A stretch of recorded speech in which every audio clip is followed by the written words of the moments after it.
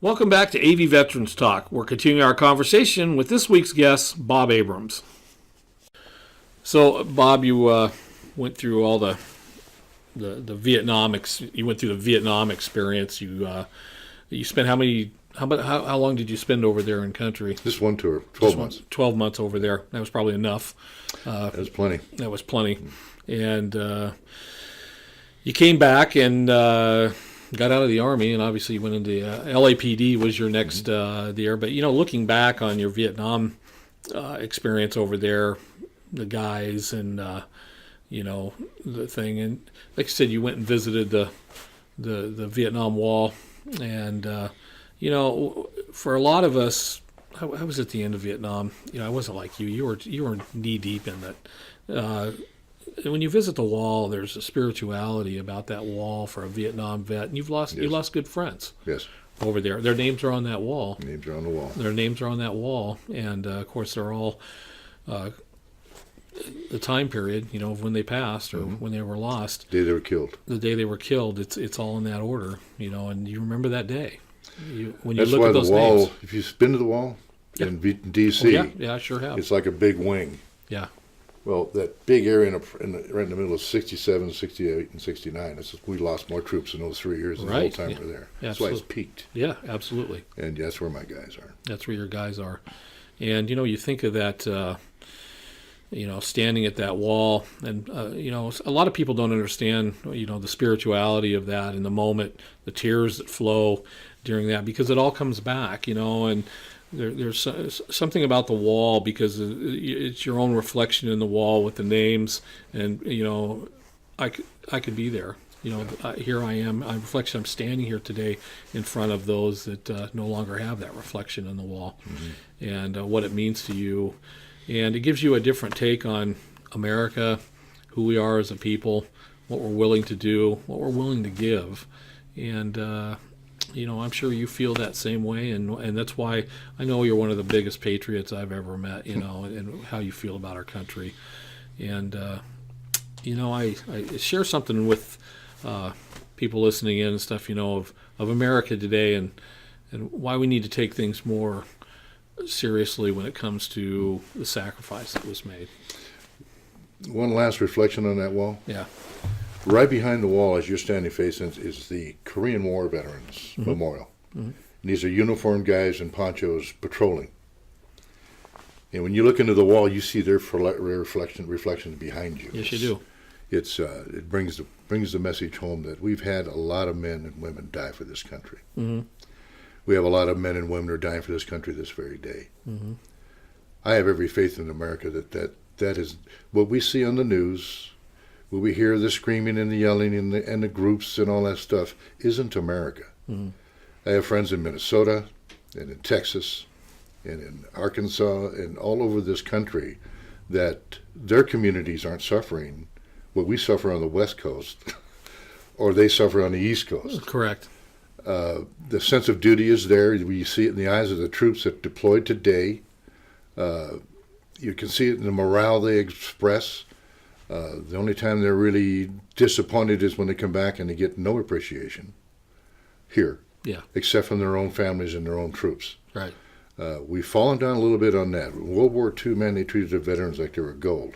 However, the Veterans Administration was no better then than it is now. Absolutely. We haven't. You're better off to stay in the Army and get their medical treatment as opposed to getting out and going into the VA. Yeah. Hopefully that will change. Yeah, we do hope, the yes. basic character of the American people has not changed. You have shows like this. You have programs all over this country where patriotism means something to these people. Still do.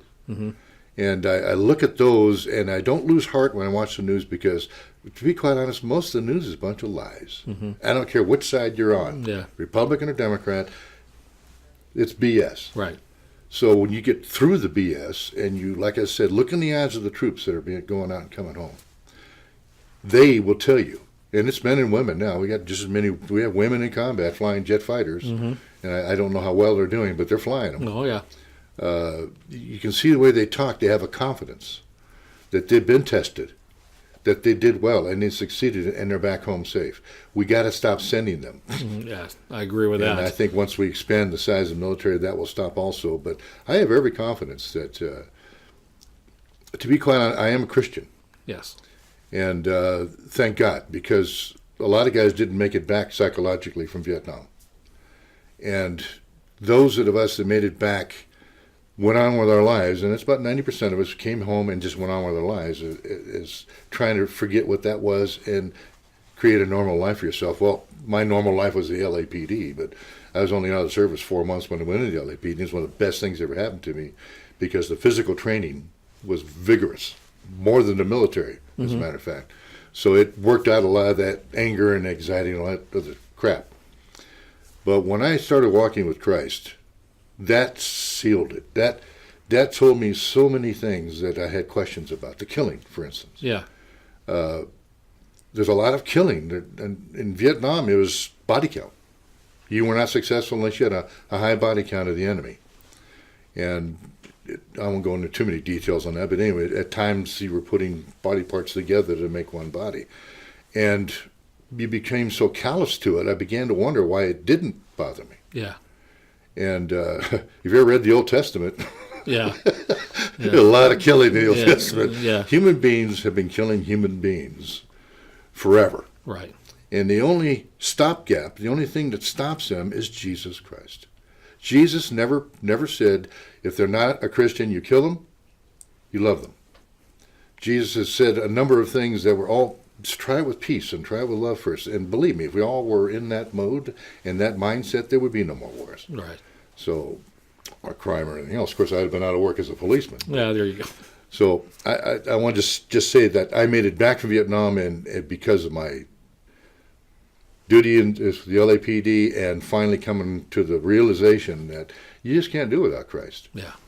I mean, there was going to be some killing on the LAPD, or you carry a weapon for a reason. So Yeah. you got to be psychologically prepared for that. Yeah. So anyway, wow, stuff, that's powerful stuff. And, and I loved having you come on and our interaction in the past, and I'm glad that you're a part of my life and stuff. That we fought even some battles in our own church out there. Yes, we have. We have and stuff, looking for good things. But your military service, your service as a officer in blue. I don't want stuff to even go any further with you and stuff because you've really inspired us with your service to country and your faith in God and what you do. So. I think that's probably going to wrap it up, I would imagine. And there's so much more I could get into about the LA riots and things with you, but we'll save that for another show down the road. But I want to thank you for coming in and sharing that Vietnam experience with us. And once again, we're glad you're a part of our community. And thanks, Bob. You're out there fighting hard for our country and who we are as a people. So anyway, that's going to wrap it up with Bob here. So thanks, and we'll catch up with you next time. I'm Bob Alvis, and thanks for joining us for this segment of AV Veterans Talk.